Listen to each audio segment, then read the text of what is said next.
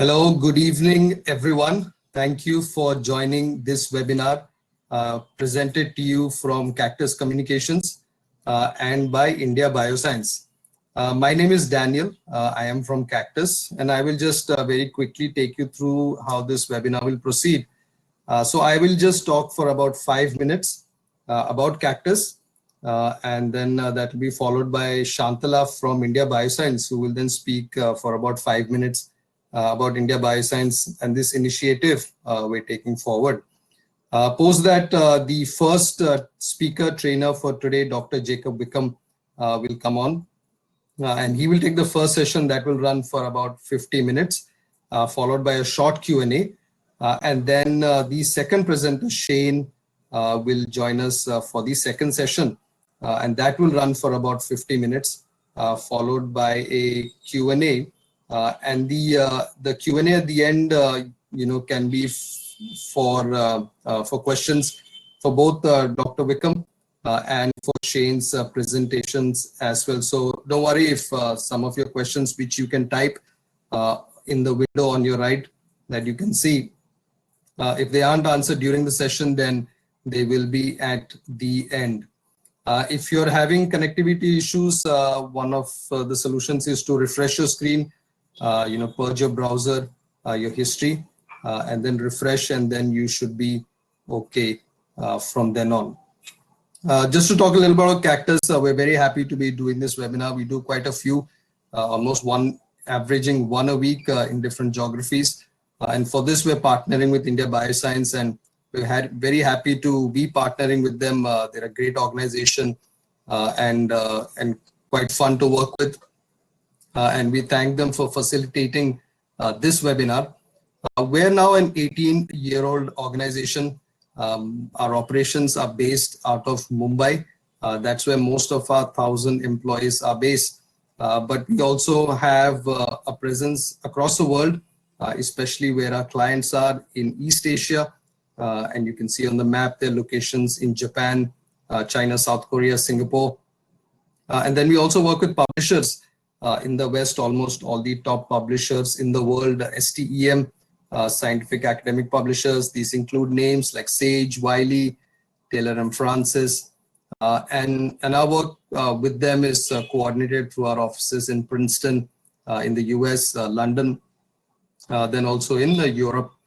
Over these 18 years, we've gathered quite a lot of experience. We work with over 2,500 experts in language and subject area, and they've helped us to edit over 3 million papers in these 18 years. We're also, like I said, partner with journals, so we're recognized. The certificates we give out for editing is recognized by over 2,000 journals. Just quickly moving on. So question here, when will the webinar start? In about 10 minutes, actually 7 now that I've taken 3 minutes. Editage, which is the brand under Cactus, which is most well known, that under which we provide editing services. There are a few more brands, agencies here. Impact Science, for example, helps authors transform their research into multimedia content. And then this brand here, R, which is a ecosystem of products we've designed for publishers and for researchers. I will quickly cover that shortly. So Editage, like I said, there are editing solutions, services, other services to help authors looking to get published, and these include services like pre-submission peer review, workshops and webinars like this.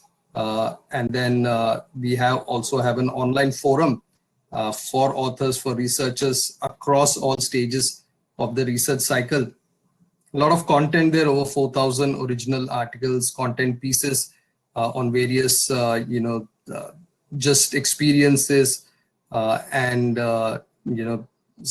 services and support for researchers. So the Q&As, the interviews, with Nobel laureates, etc. And you can find that at editage.com/insights.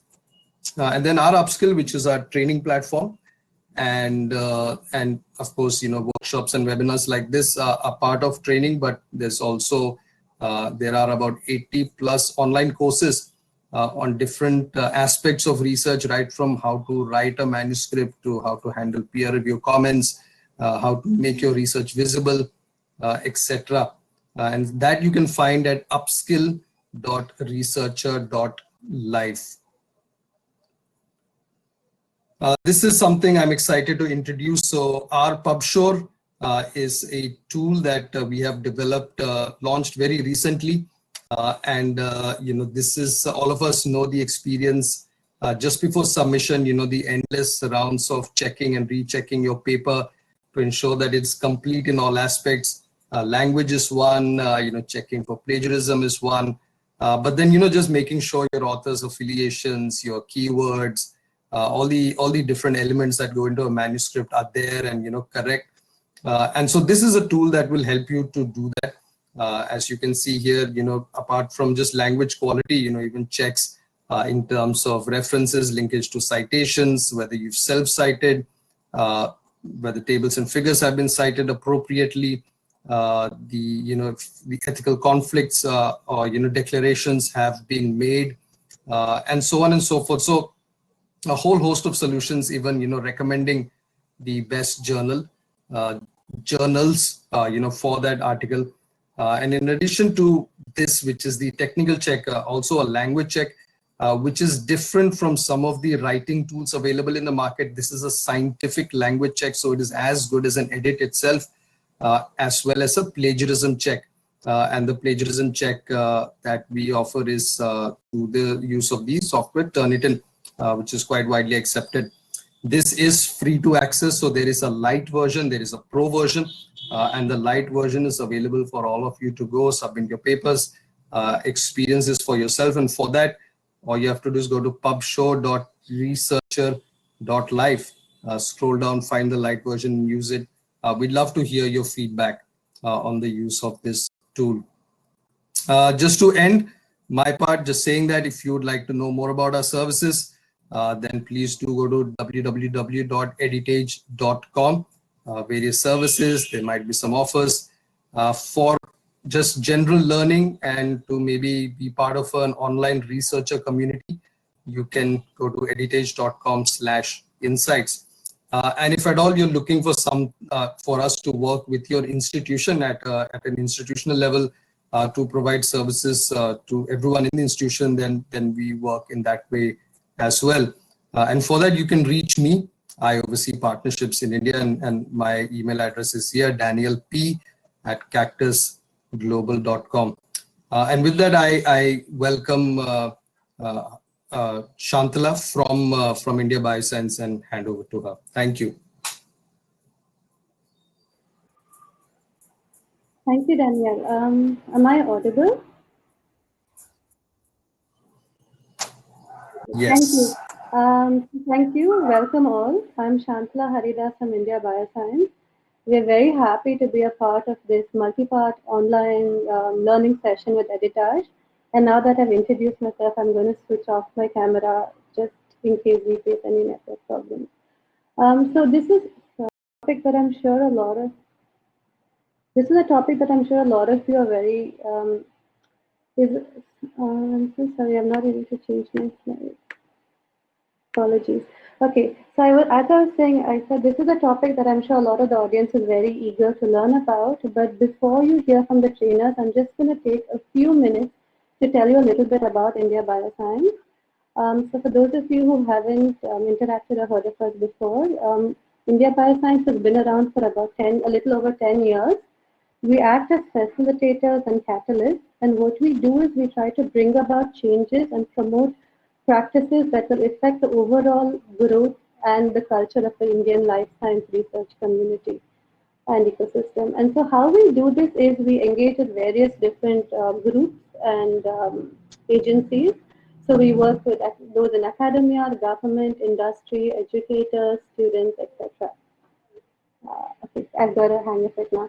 So what we do is kind of governed by our 5 mandates, and these are 5 interwoven mandates, as you can see on your screen.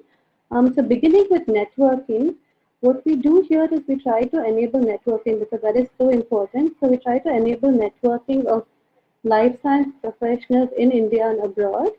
And so here we conduct our flagship meetings, the Young Investigators meetings and the regional Young Investigators meetings to facilitate this networking. Moving on to communication, this happens largely but not exclusively on our website, which is www.indiabioscience.org. And so here we work to bring about a visibility. Here we work to bring about a visibility of the life science research happening in India and the opportunities available in this field. Under education, we work to bridge the gap between researchers and educators in life sciences. Skill development is the umbrella under which today's webinar kind of falls under. And so here we work to aid in the development of science careers, and I'll talk a little bit more about this in the next slide. And finally, moving on to data and policy, this is one of our newer avenues. And so here we are working to establish India Bioscience as a node or a hub where discussions on policy matters related to science can take place. So that is broadly our mandates under which we kind of function. So now specifically talking a little bit about skill development because that's really relevant and that's what today's webinar is at an effort under. So we try to enable or aid in the development of science careers at two levels. And I know the image kind of shows that it's a neat progression from one to the other. But in reality, these two levels are quite intermingled and happen simultaneously. So the first aspect we try to work on is to spread an awareness on the plethora or the variety of science career options that are available today. So in the past, what we've done is we've conducted workshops in career and science. But I'd like to draw your attention to two resources that are available on our website, which can be used in the current times. And so the first is a book, a very comprehensive book that was written by Dr. Suman Govil that we put out last year. It's called Disha. You can see the picture for it on the screen. And so this is a very comprehensive discussion of science careers. This is freely available for download on our website. So if this is something you're thinking about, if you're at that juncture in your scientific journey, please do download this and go through it. The second thing I'd like to draw your attention to is our podcast series, which is India Bio Speaks. And here we host a series of informational interviews with various life science professionals. So it gives you a glimpse into what their career is, what are the challenges, what are the requirements, etc. So if this is something you're interested in looking at or getting a deeper idea into science careers, I urge you to take a look at that as well. So now moving on to the second part, which is now that we have an awareness of the science careers, it's also very important to build the required skills. So major effort in this direction is our Crafting Your Career workshop. This is an in-house developed workshop, which is kind of designed to help you and give you the tools required to successfully craft your science career. And this is, given the current circumstances, this workshop has recently been brought online as well. Another kind of area in which we do skill building is we conduct workshops on specific topics in partnerships with experts and collaborators. And so here we touch upon specific topics such as say grant writing, research management, science administration, etc. So this webinar, this webinar series, almost because it's two webinars, by Editash is kind of in the similar vein. So the online sessions in scientific writing by Editash were, I'm sorry, I think the name is a bit jumbled, but by Editash were envisioned to be a way of providing people with all the skills required for the entire publication journey. Because after all, this is a journey. It doesn't end with just submitting a manuscript. So in part one, which was the previous webinar, Editage provided training on how do you draft a compelling and effective manuscript. And so if you missed joining us in this session, this video is available on the India Bioscience website.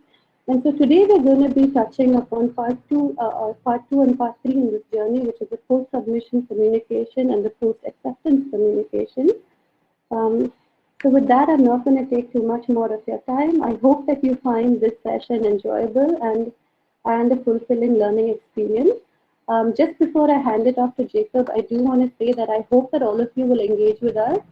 Do connect with us on social media, or you can drop us an email at either of the email addresses that are on your screen, and so we do hope you engage with us in the future as well. So thank you, and over to you, Jacob.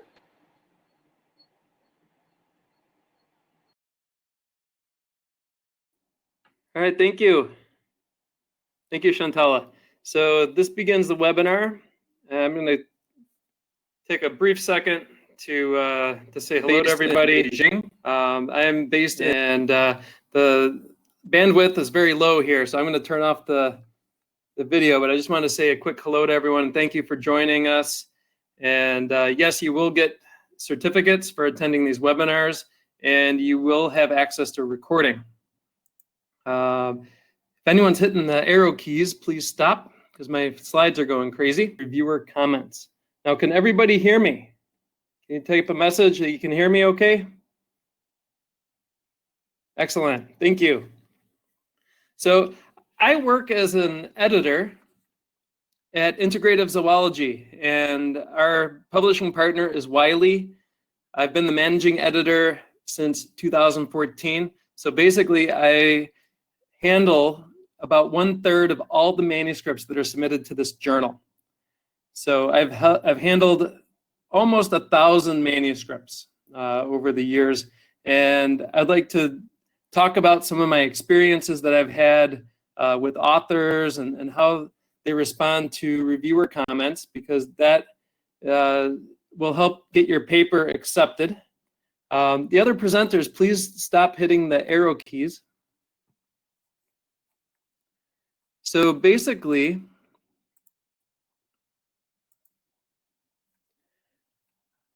okay, and then as a senior editor, I also wanted to talk about this because it's important. I start conducting the pre-review, and I decide whether manuscripts get sent out for peer review or not. So we do reject without review more than half of the manuscripts now. And I wanted to emphasize how important it is to do a good job when you respond to reviewers' comments. You can probably anticipate what comments you might receive on your paper even before you send it out. They might have questions about your study design or statistics. But if you do a great job responding to the reviewer comments, the editors may just accept your paper without sending them back to the reviewers, especially if you have minor revision as a decision. So more and more decisions are being made editorially, meaning we make the decision in the editorial office and not send the papers out for peer review again. Our submissions, since the COVID-19 pandemic has affected everyone, our submissions are up 300% at the journal, and we don't want to overburden the reviewers. So, and so it's becoming even more important now to respond to the reviewer comments effectively. So I'm also a researcher at the Institute of Zoology, Chinese Academy of Sciences. Institute of Chemistry was my post before that. And I am an assistant professor there. I'm also at Rutgers University. So here's an outline. I'll go over the journal decision-making process, discuss who are the peer reviewers, and decisions that necessitate a response to reviewers, and then give you some tips about how to deal with reviewer comments. If you agree with the changes that the reviewers suggest, or if you disagree with the suggested changes, and how to deal with major changes, and then some sample responses to reviewer comments. So this is probably the first comments you've ever seen. When you're a student, your advisor will give you comments, and those are not anonymous. And these, you might get a paperback dripping in red ink and a summary of rewrite. And you wonder if your advisor liked anything about your paper. But in the end, they're just trying to help you be your best. And this is from PhD Comics. Both of these are from PhD Comics. If you're ever stressed out, I always check out PhD Comics, and I feel a lot better. And these are some examples of how not to respond, and then what the correct response should be. And the reviewer comment is, oh, the methods are wrong. Yes, we know. We thought we can get a paper out of it. Sorry. Now, you can respond in a very polite, intricate way. And here's like the reviewer raises an interesting concern. However, the focus of the work is exploratory and not performance-based. Validation was not found to be of critical importance to the contribution of the paper. So those are some comments how not to respond and how to correctly respond to reviewers. So what is peer review? I like to consider peer review as the gold standard of science. Peer reviewers are not paid money by journals. They do it out of service to the journal, service to science. And it's objective. Most peer review is single blind. Some review is double blind. Integrative zoology, we use double blind peer review. So we actually hide the authors' identities from the reviewers and vice versa. Some journals do open peer review, like the Frontiers family of journals. Here, the reviewers' names will be published on the paper, on the front page of the paper, along with the editor and the authors. So there is a trend going for open peer review too. So who decides the fate of your manuscript? Actually, it's not the peer reviewers. Yes, they may influence an editor's decision, but keep in mind, peer reviewers do not make decisions. At the most, they make a recommendation for a decision. So the decision-making authority rests solely with the journal editors. So if you do disagree with the peer reviewer, you can say so and defend it with data or citations or just a reasoning in your rebuttal. Because the editors are going to look at these responses to the reviewers even before they send it out back for peer review, or they may choose to not send it out for peer review and accept the paper. Here's a graphic about peer review and probability of acceptance. And this is based on 5,000 manuscripts submitted to biological conservation. If revisions are asked for, you have a greater than 50% acceptance probability. And if minor revisions are asked for, you have almost a 90% chance of being accepted. So when one reviewer recommends rejection, it's not the kiss of death for your paper, but it does severely diminish your acceptance probability. So if you are asked to give major revisions, it's a good sign that you have a good chance, if you respond to all the reviewers' comments, to get your paper accepted. And here's journal speak about peer review. The primary purpose of the review is to provide editors with the minimum amount of information needed to reach a decision. And the reviewers, they also help the authors. They help instruct them how they can strengthen the paper to the point where it can be acceptable. And the reviewers will have the journal's scope in mind. It'll have the audience in mind and the scientific community in mind when they're making these suggestions. And these are the types and frequency of decisions from the editor. So have you ever felt anxious about receiving reviewer comments? Does anybody have a paper in review right now and a little worried?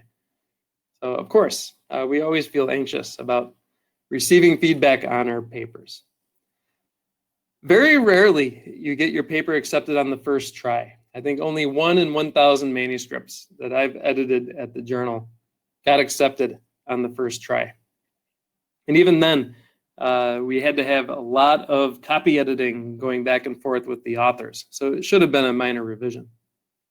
So most of the time you will be asked for revisions on the first turnaround. So minor revision, major revision are the most frequently encountered decisions, and they have timelines in mind when they ask you for revisions. If they ask you to do 1 million experiments, that you'll probably get a reject and encourage resubmission, because we want to make sure that you have the proper time to revise your paper and to resubmit it to the journal. So major revisions usually is 2 months, and minor revision, they usually give you 1 month. So reject and resubmit is not always bad news. It just means that the journal wants to give you more time beyond the 2 months required for major revisions to do all the work. They also do that to reset the watch on the manuscript, because journals, we're all competing for papers, and we're also all competing to have fast turnaround times. And we don't want a paper to take more than 6 months. If you submit a paper, have a major revision, then you take 2 months to revise it and then submit it again, and then we send it for peer review again, that process can take 6 months. So we want to minimize the amount of time it takes for peer review at the journal. And finally, hard rejections. It's not the end of the world, and those types of rejections, you'll still want to follow the reviewer's comments, because if you do submit to another journal, chances are you might see one of the reviewers again. So this is traditional peer review process. So when you submit to the journal, we do editorial screening. You might have about 50% of the manuscripts rejected at that stage. So when you first submit to the journal, you want to write a good cover letter and convince that editor to send your paper out for peer review. So it's good to highlight what the novelty of your paper is, and what are the major findings of your paper. What is the gap in knowledge you're trying to fill?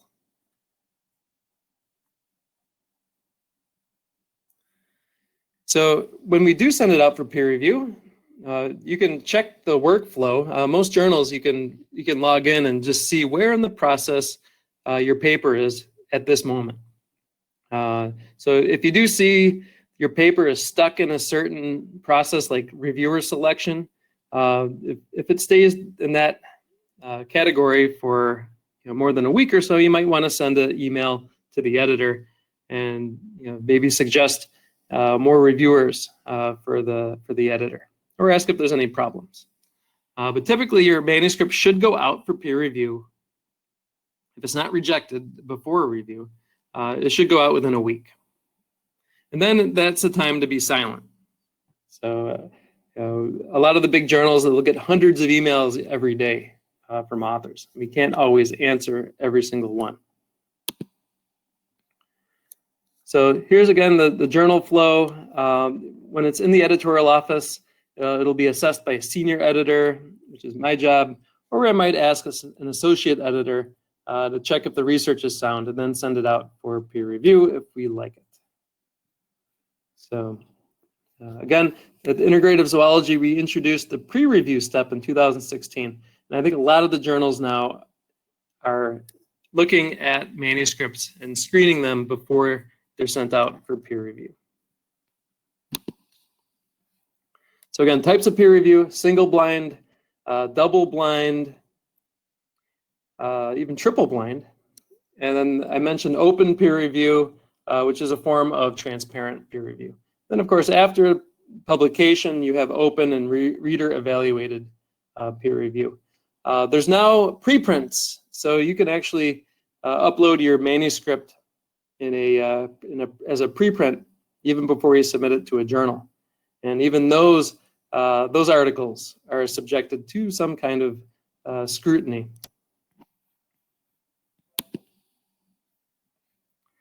So peer review is the backbone of academic publishing. So again, reviewers are not paid. They give their time for free to help science and in their field. And they're there to help authors. That's one of the primary things that the reviewers are doing. They're out to help you. They're not out to get you.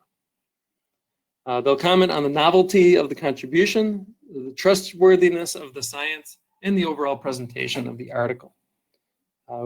Their reports, they guide the decisions of the journal editors, and the standards of review may vary according to the field, different publisher, and then ultimately the journal. So most authors will have a minimum of 2 reviewers, but more is also common. I usually have to invite 20 reviewers in order to get 2 or 3 of them to agree. So it is difficult to find peer reviewers. You need a minimum of 1 usually. If there is only 1 reviewer, then maybe the handling editor will serve as the second reviewer. And be careful, every scientist, I need to caution every author about fake reviewers. And these are instances where the author will be asked to provide recommended reviewers, and they'll actually provide email addresses that they have control over, and then they will review their own papers.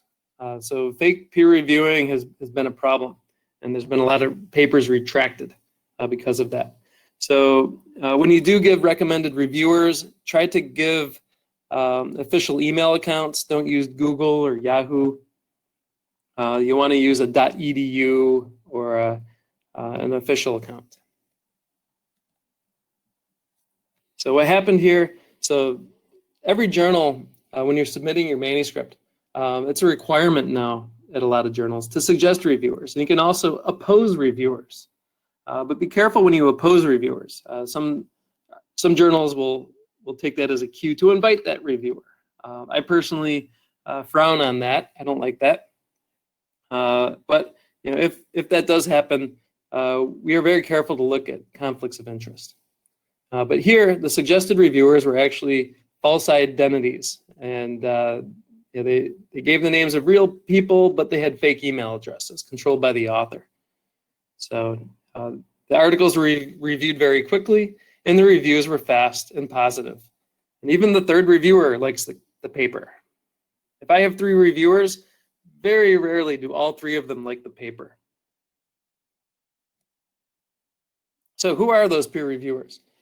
They're experts in their field, and usually we have a minimum of 2, and sometimes up to 6 are chosen for peer review. I think that's a little too much. The most, we like to have 3 peer reviewers, just in case one of the peer reviewers turns in just a poor quality review that is not very meaningful for the editors.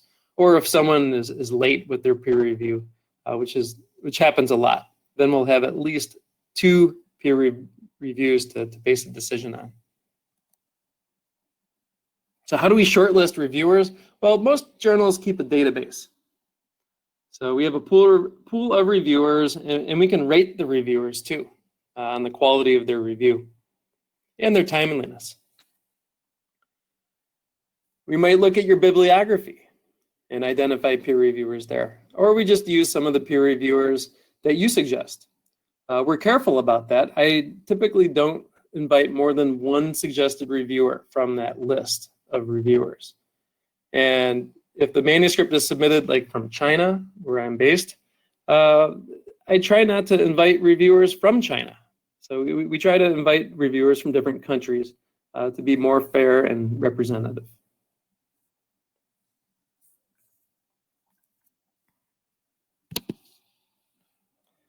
So how to read peer reviewer comments.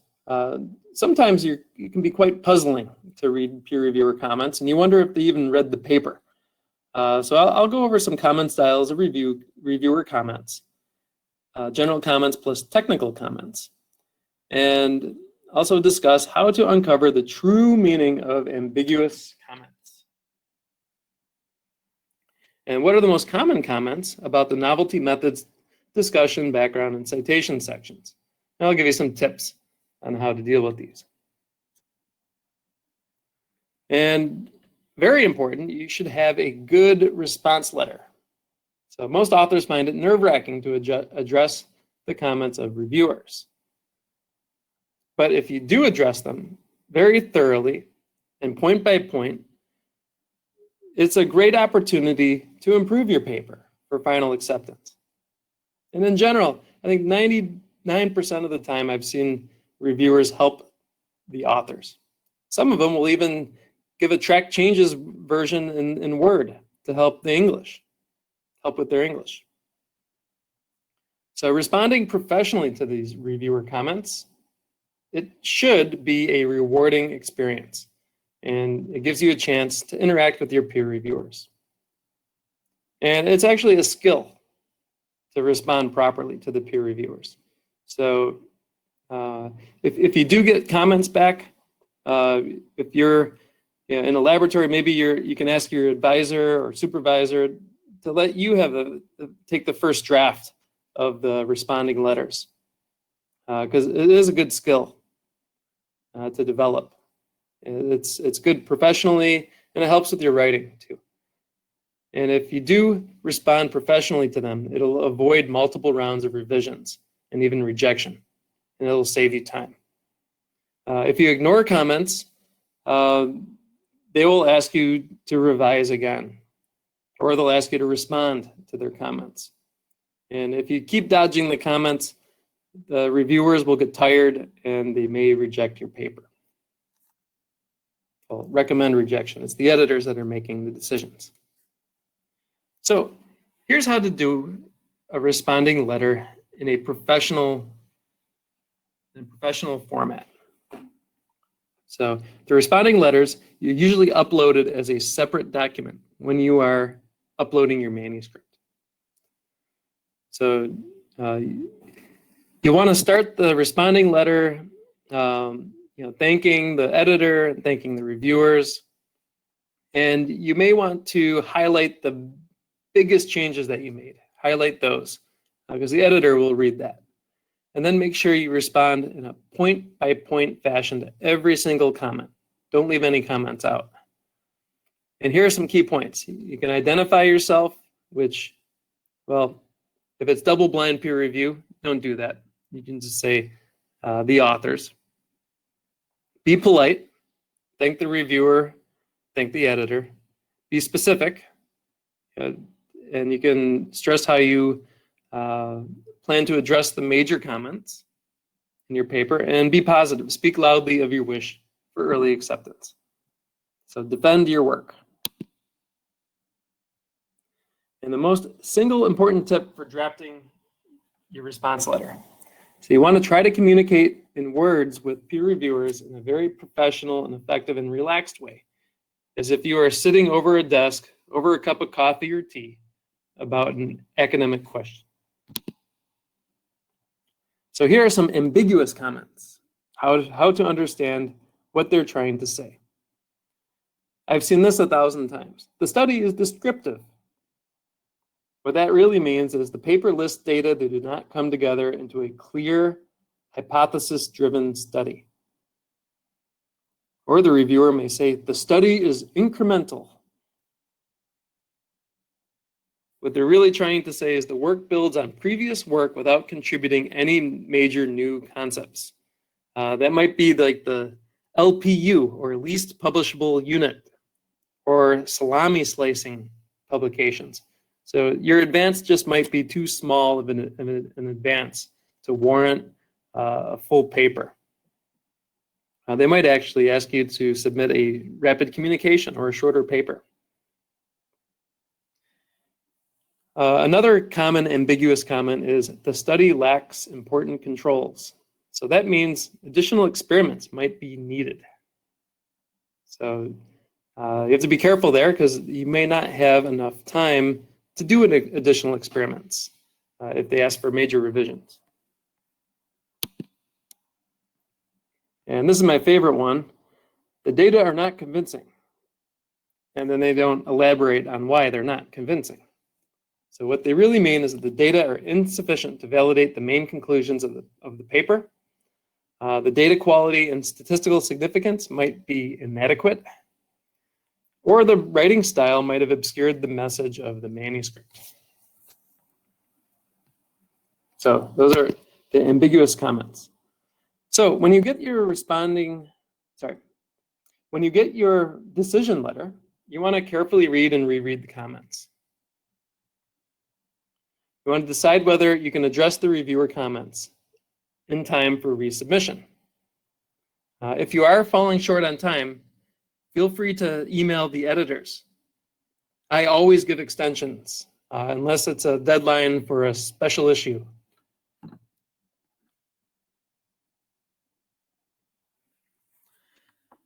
When you do have your decision letter, you should read and reread your comments and make sure you understand them.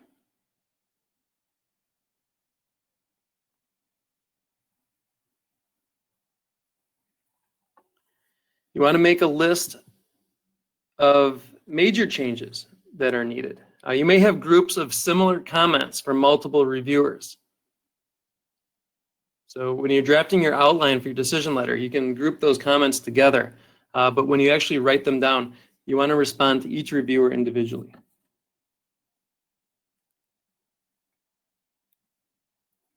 So make a list of the changes that are needed, whether it's minor writing or word count reduction, if you have to do a new statistical analysis, and make a nice outline of your responding letter. And you can actually cut and paste every single comment, because that'll help you remind yourself that you can respond to every comment and not forget a comment. So here's how to respond when you agree with the reviewer. You can thank the reviewer, say that you agree and explain why, and then describe the changes you made and indicate where you made your changes. So you'll have line numbers in your manuscript, and you can put in the line numbers in your responding letter. You can even copy and paste the new sentence from your manuscript into the responding letter. And that way the reviewer doesn't have to go back and forth between your responding letter and your manuscript. And here's how to respond when you disagree with the reviewer. It's okay to disagree as long as you provide evidence. So you thank the reviewer, show you understood the comment, and then explain why you disagree, and then the changes that you made or you did not make.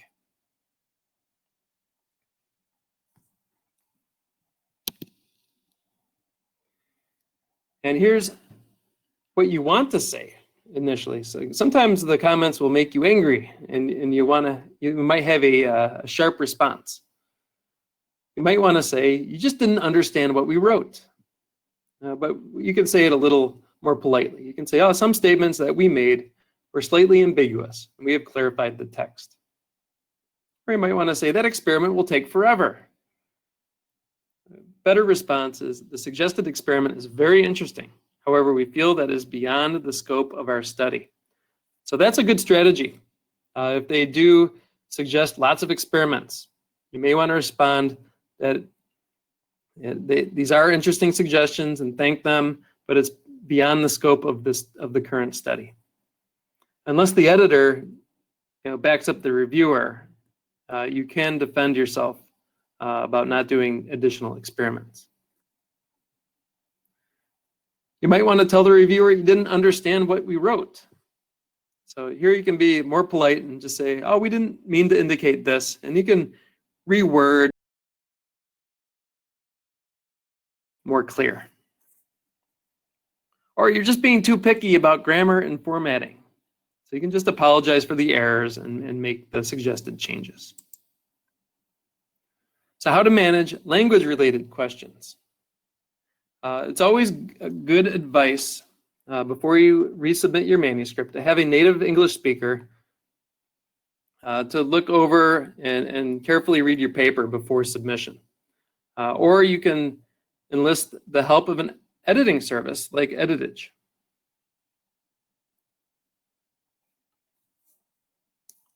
So often I've seen in the acknowledgement section that this manuscript was carefully edited and actually named the native speaker, name the editor in the acknowledgement, or name the colleague in the acknowledgement section.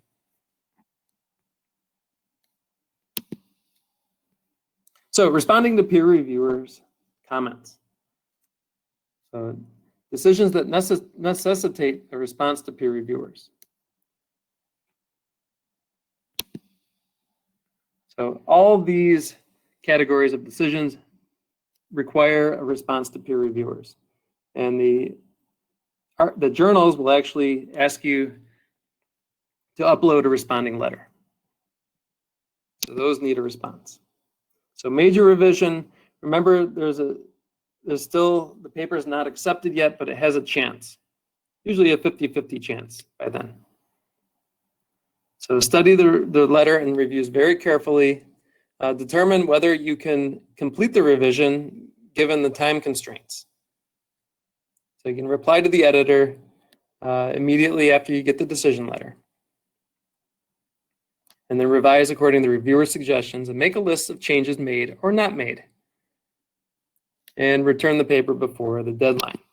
A minor revision, you have a very good chance of getting accepted, but you still have to be careful. Make sure you respond to every comment. And if you respond in a very effective way, most editors will not even send your paper back out to their peer reviewers. They'll editorially accept the paper. So again, I would respond to every comment just as if it was a major revision. And provisionally accept. This is pretty common with a lot of the top journals because they're very, very picky about format.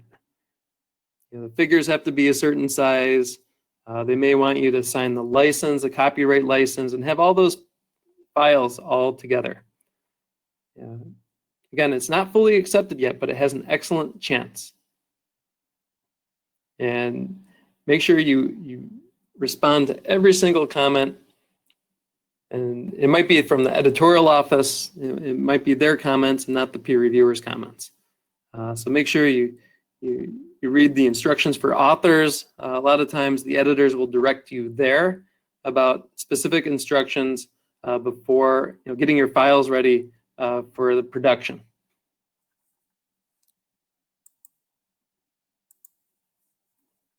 Okay, so here's some tips on how to respond to peer reviewer comments and about disagreements with suggested changes, or you might have two reviewers that actually disagree with each other. So how to deal with those scenarios. So is anybody awaiting comments from peer reviewers right now? Does anybody have a paper in review?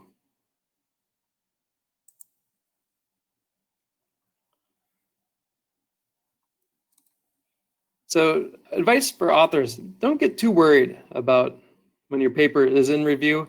A lot of the students in my lab, they'll check the status of the paper almost every day.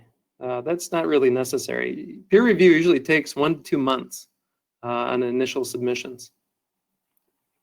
So don't worry too much about your paper when it's in peer review. You will be hearing back from the journal. If it's hung up on a certain step in the peer review process, it's good to check on the paper, maybe once every 1 to 2 weeks.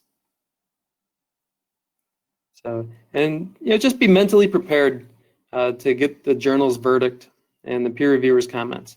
And it should not be a bitter pill to swallow if you're prepared to deal with them pragmatically. One good thing if you get your decision letter is to take a break.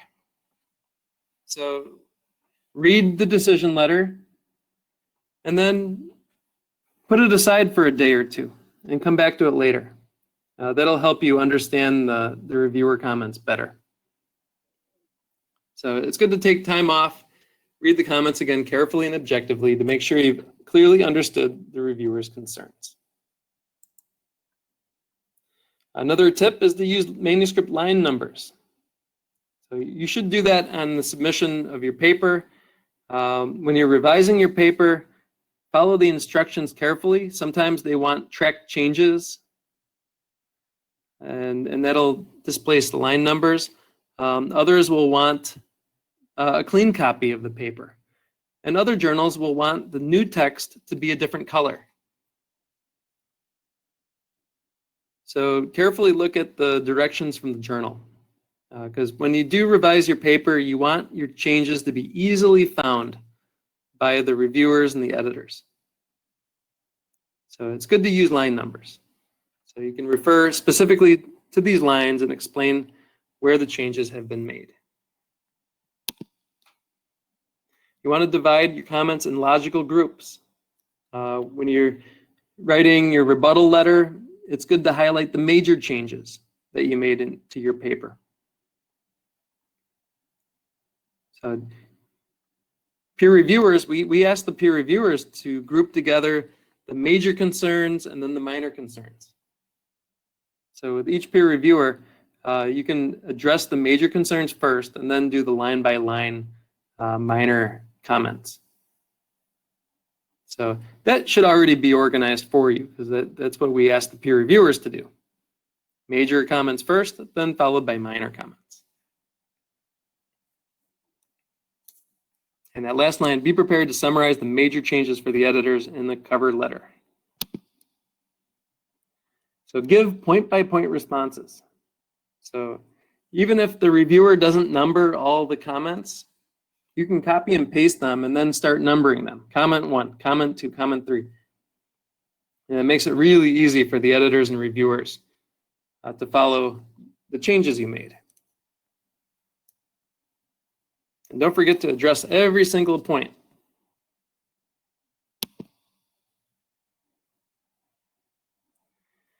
So again, copy and paste that reviewer comment. So restate it. The reviewer might have reviewed your paper 3 or 4 months ago and reviewed 50 other papers. They won't remember what they said. So it's good to copy and paste it.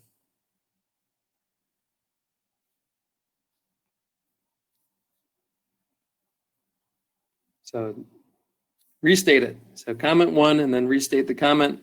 Then you can use either italics or a colored text to write your response. And if the reviewers have similar comments, don't refer them to another reviewer. You got to respond to each reviewer as if it's the only review that you received for that paper. And pay attention to detail. I've seen 20-page long responding letters because sometimes the reviewers will give a 10-page long review. So it's very important to pay attention to detail.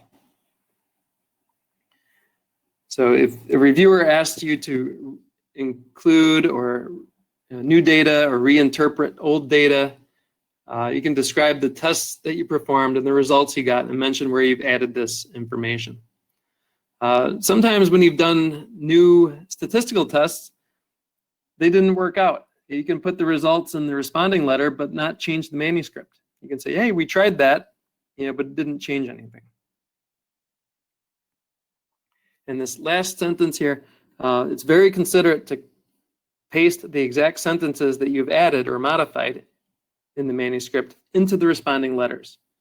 So, and that'll save the editor and reviewer from flipping back between both of the files. And don't forget, if you edit the paper, edit the reviewer comments too. So you want to copy and paste the latest version of your sentences. And show appreciation.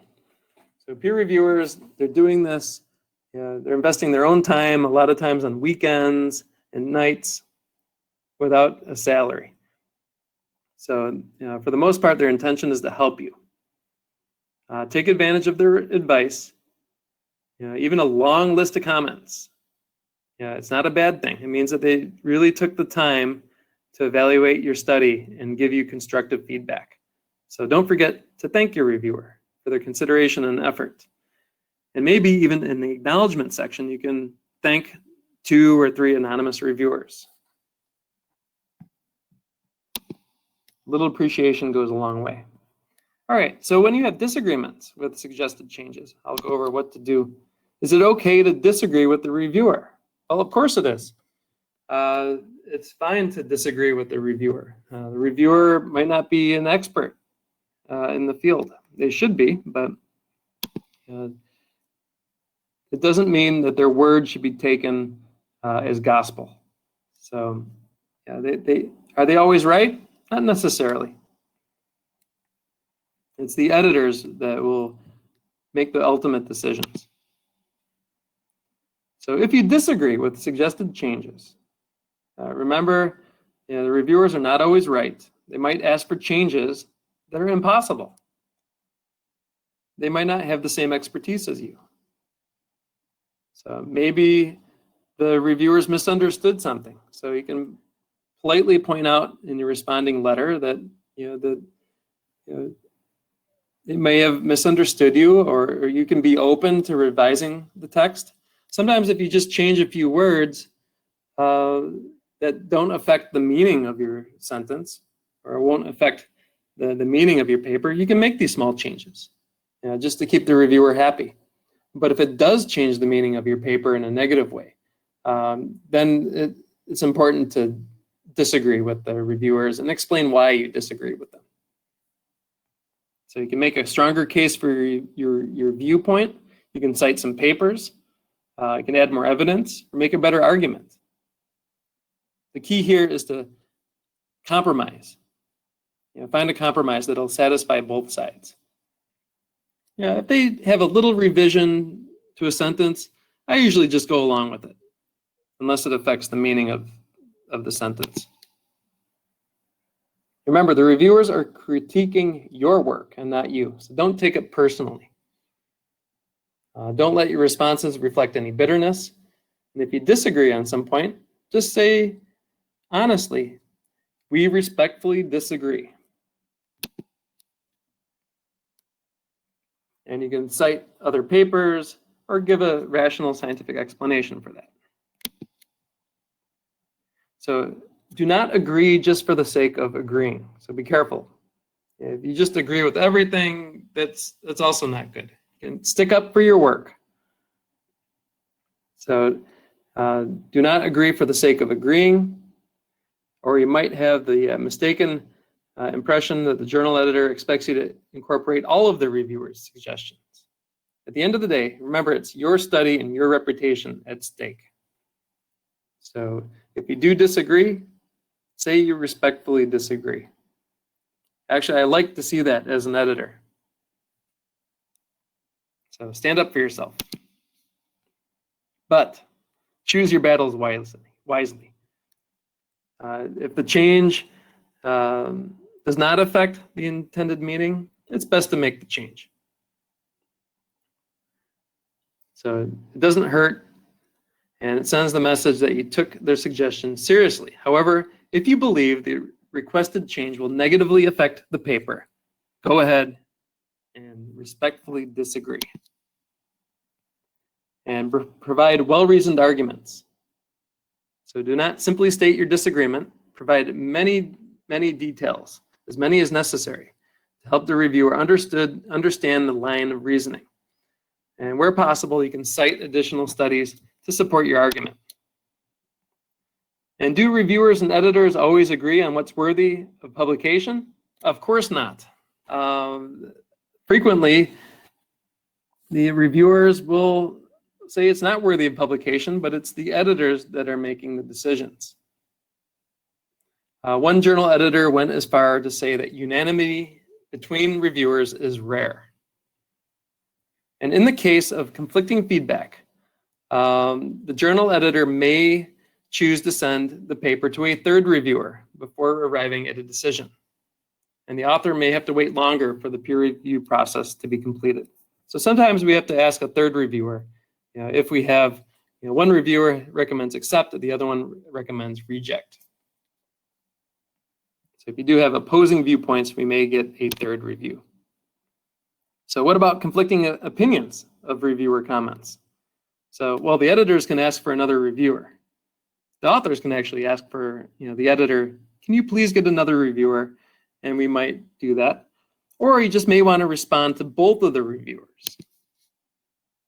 So what should you do if the reviewers completely disagree on how your paper should be on a certain point?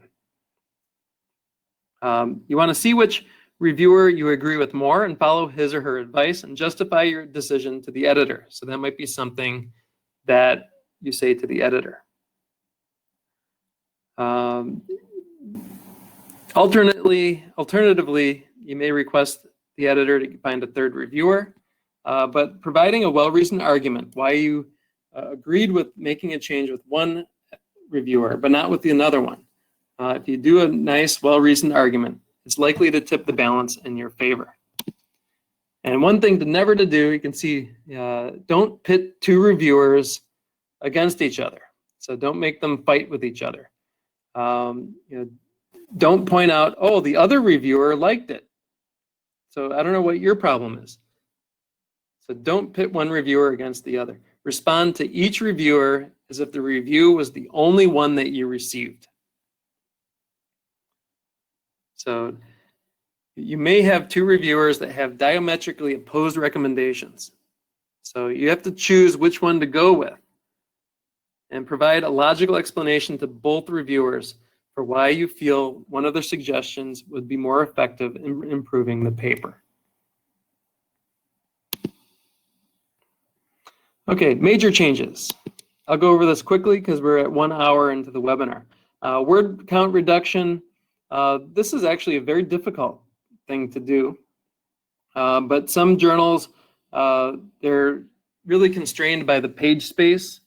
Like Current Biology is one journal I know is very limited on page space. Other journals, they'll charge you page fees if you cannot reduce the word count. An editing service may help you reduce word count, like Editage. It's one of the services they offer. So you may have no choice but to reduce the word count. So just look at your options.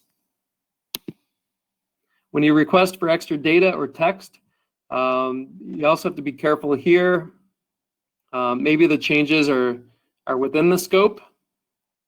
Yeah, but other times the requests for additional experiments may be beyond the scope of the paper, and you can actually defend that and say we did not do extra experiments because it's beyond the scope of the paper. So be careful with the requests for extra data or text. If it's the editors asking, then you probably should do it. But if it's the reviewers asking it, if you feel it's beyond the scope of the paper, you can say so when you revise your paper and resubmit it. And so here's some sample responses to reviewer comments. Here's a sample responding letter. And here's a real reviewer comment, and here's a real response, thanking the reviewer, pointing the reviewer where in the text you made the change. They're very specific on the statistical tests, and basically you can point the reviewer where you can find the change, and it explains why you made the change. Here's one about editing. The paper can be tightened, which means shortened. So you can say that the paper's been edited and hopefully increased the clarity and readability of the manuscript. So again, in summary, to wrap up, be positive, be polite, be concise. Start with a paragraph in your responding letter outlining the major changes made. Deal with the points one by one. Use line numbers and explain which suggestions you rejected and why, and explain where you made the changes. So you can point to figures, appendices, supplemental data, or the manuscript itself. And of course, you can always seek support during the revision stage. Here's some of the editing services from Editage. And in conclusion, don't forget, even if you're rejected by one journal, you'll want to respond to all the peer review comments before submitting it to another journal. Or if you choose not to submit it to that journal and choose another journal, you should still respond to all the comments, because it's a small world. The new journal, you may have at least one or maybe even both of the peer reviewers might be the same peer reviewers. The last manuscript I handled was actually the peer reviewer said, hey, I handled this manuscript at another journal, and the authors did not respond to any of my comments. And they cut and pasted the comments back into the review, and then the authors finally addressed the comments, and we got the paper accepted. So again, the comments from peer reviewers give you an excellent chance to improve the quality of your manuscript. I've seen some okay manuscripts turned into wonderful manuscripts having gone through the peer review process. So again, it's a great opportunity to improve your paper before publication. And we're only 5 minutes over, and I want to thank you for your attention. Thank you for all your questions. I've noted all of them, and we'll get to them during the Q&A session. So I'll turn things over to Shane.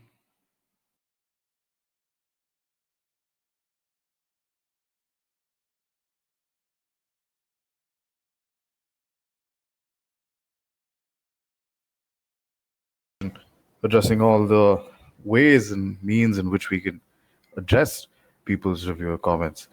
So before I get started, I'm just going to switch on my video to say hi to everybody. I hope you can see me. Hello there. I hope wherever you are, I hope this pandemic is treating you well. I'm currently in Mumbai, and it's raining with biblical proportions right now. There's a lot of rain, and you can see all my clothes hanging out in the back. So that's the situation we're in. That's how we're all working. But yes, I am excited to talk to all of you about an introduction to research news stories, and at an overall level, why you should be thinking about communicating your science in a non-technical manner, right? So before I get started, I would like to share a poll with everybody. So let me know once you can see the poll.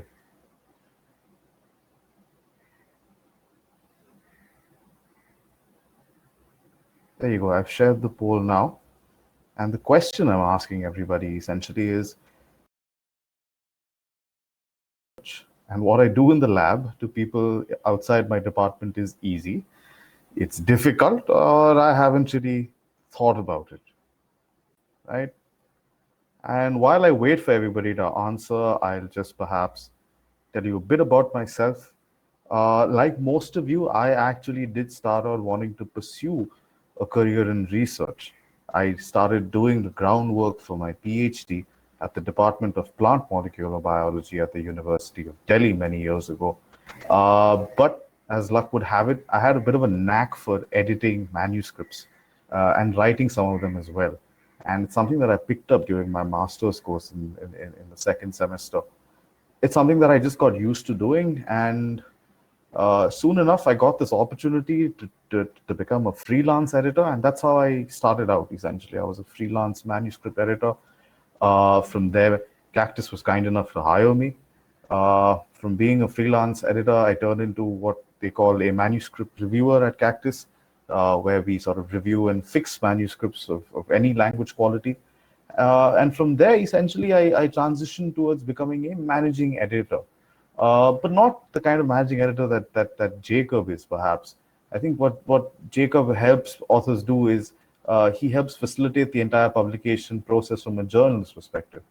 But as a managing editor myself, a lot of my work was contingent on just making sure that people could publish their manuscripts. A lot of the work I did was in the pre-publication space. So, and in a lot of occasions, just helping a lot of people be able to sort of turn in the best version of their manuscript across to journals. So that is what I did for close to 5 years or so. And in that process, I would have edited close to 200 manuscripts myself and reviewed many more thousands of them, given the scale at which we operate here at Editage.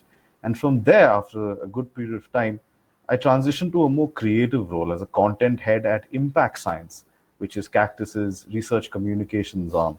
And I've not been there for very long, but in the last 4 months that I have been there, I've overseen over 2,800 digital and media projects, all of which are aimed towards communicating science to different stakeholders, right? And through the course of this presentation, you'll see why that is essentially necessary. So I'm going to go back to that poll. And if I'm to give everybody the percentages, most of you, 47% of you, find it extremely difficult to explain your research to anyone outside your institute or your department. I'm quite encouraged to say that, yes, a fair number of you, a significant number of you, find it easy. And there, again, is a chunk of you who think that that is not something that you want to do, or you haven't quite really thought about it. So let's jump straight into it. what is effective science communication? And the best way to perhaps answer that question is to ask all of you, and you can respond to me in the chat window, do you remember this?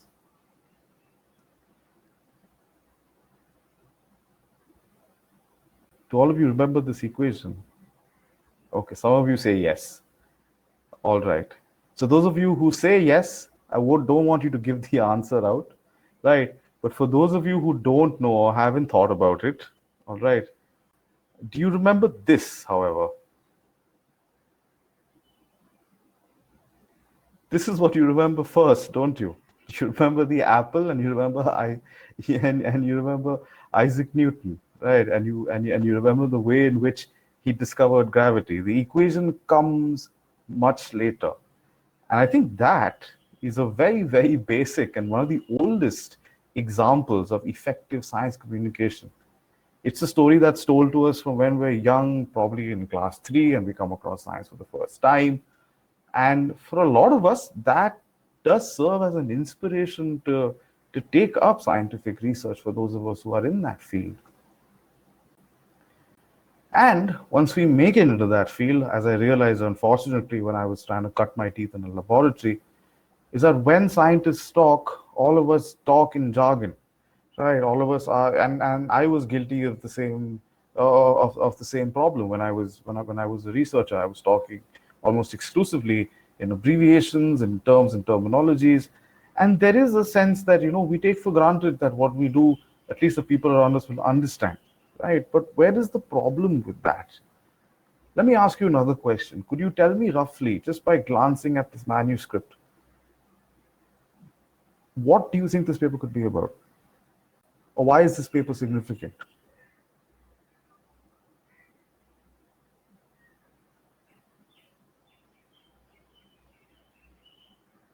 Why would this? Exactly. It's significant because of COVID. And for those of you who may have noticed, this is the paper. Yes, this is the paper that has been released by the Oxford group, one of the few research groups currently who are in the phase 3 of clinical trials with regard to the vaccine, right? And not just this, we know about this particular article. Why? Because it's made its way into our newspapers. And if nothing else, the current pandemic has taught all of us about the importance of communicating science, right? It's also shed a lot of light on the kind of negligence that science and research has received in terms of funding, right? And the world now realizes that if we are to ever prevent such a tragedy from happening again, it will require us to fund scientists adequately. At the same time, there will also need to be adequate communication of that science, so people are constantly aware of what advancements are being made in various fields, right? And just getting back to my point, because we are in science, because we are sort of in a field of research, this is what we're generally stuck with. The scientific writing that we do is often bellied. It's dry, it's stale, it's like a block of indomitable, indecipherable text. It's vague, comes sometimes in a passive voice, has multiple equations, can be overly constructed, right? And we get essentially stuck, or we get used to communicating like that.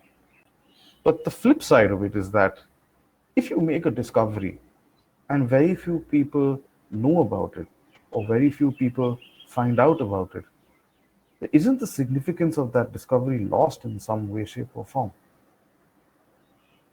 Moreover, if you communicate their science, if you communicate your own science for that matter, and very few people understand it, would we say that the communication is adequate? Would we say that it is sufficient?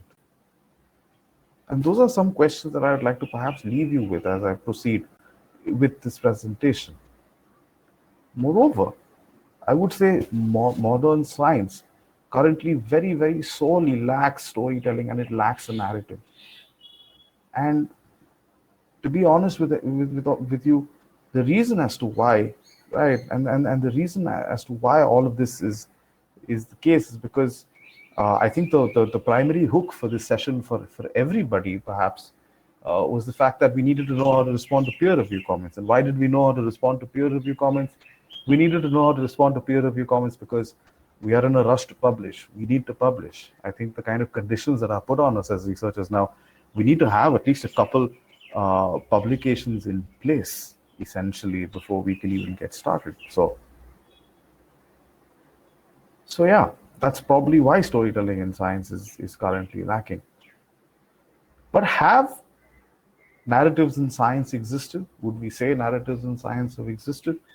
And my answer to that question is absolutely.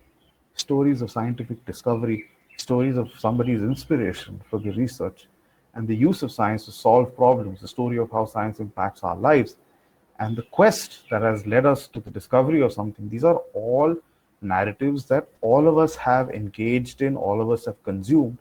And I would argue these are narratives that have helped inspire us as people to be in research, to conduct research, right? So you can't really say that science and science communication exists in a vacuum. It doesn't. Science communication and more importantly, science dissemination through publication is meant to serve a larger purpose. So to say that just publishing a paper will do the trick and I can move on to the next aspect of my career, I would say that's not a fair assumption to make. Because the narrative, in a way, forms the basis for whatever has to happen in the future. The more people know about your research, the more people discuss your research, the more of a pathway it creates for greater discovery on that particular line of work. And I think that becomes very important. That's a responsibility that all of us as researchers should think about, should be cognizant of, and it's something that we should aim to want to achieve through our sort of period in research. So yeah, as I've mentioned, why is all of this important? It's important because, like I said, scientific dissemination, as you all know already, you publish a paper, one author will read it, everybody perhaps in your lab will read it. If the paper is really good, then maybe your PI will talk about it at various conferences and those people will pick it up. And if you're lucky, maybe 20, 30 people will cite it, if you're really lucky, right? But is that all that research is meant for? I mean, after that, do you just shut the door on that and then do another incremental piece of research somewhere else? Will that really help you stand out as a researcher when you are looking for your next career position? For example, if you're today doing your doctoral studies, if you want to go on and become a postdoc at a reputed institution, will only publications matter? Of course not. You don't only need to have publications. You need to have publications in high impact factor journals as well, right? But you also need to think about disseminating your work through more than one content format. That becomes important, right? It's not just about publishing the traditional means of just having it peer reviewed and then it being read by sort of a niche audience. You need to think about disseminating it through various other channels. Can you simplify it through a video? Can you talk about it through an infographic? Can it be a blog post that you can put up on your own microsite?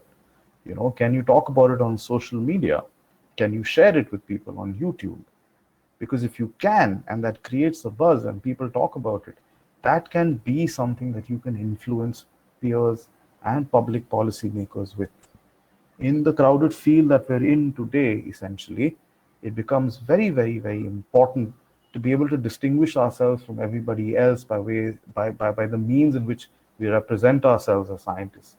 And I think this is where, as a community of scientists in India, that's something that we need to start thinking about more actively, because the frameworks exist elsewhere. And I think somebody here asked a very relevant question in that, isn't science funding heavily asymmetrical and does it depend on the country or region? To answer your question, yes, but a lot of that funding also comes from the fact that certain other geographies very clearly understand the importance of promoting that science. For example, take the Oxford vaccine, for example. The moment they were at a useful phase or an impactful phase of production, when they made it to phase 3, it was all over the news. Everybody was talking about it, countries were getting interested, and they decided to talk about it. Because again, Oxford as an institution, traditionally, historically, has had a very strong reputation for science communication. It hasn't just been about publication. And I think that is the kind of thinking that we need to learn how to adopt and catch up with. Because believe it or not, all your high impact factor journals, do you know why they have a high impact factor? They have a high impact factor because they spend a lot of money in promoting the research through non-traditional content formats. Nature and its group of journals, publishers who we really, most people desire to publish with, right? They have a very strong science communication framework. They have a very strong press office, right? And they skim through all the publications that they have on a monthly basis. They write blog articles. So they, as a publisher, put in the effort again because they have the resources to do it. But not every publisher at every impact factor, or every journal at every impact factor, or every academic society at every impact factor will necessarily have the resources to be able to do this, which is why as researchers we need to train ourselves to be able to do this so that we can empower ourselves to promote our science, to promote our research, so that it can make a tangible difference to society. More importantly, if you've noticed, a lot of the publishers themselves, and I work with quite a few of them, Elsevier, Wiley, some of the big names included, make it a point to make their so-called presence felt on social media. Because believe it or not, social media is here, it's definitely here to stay. And it's only now that science publishers and even journals for that matter are starting to realize the potential of it.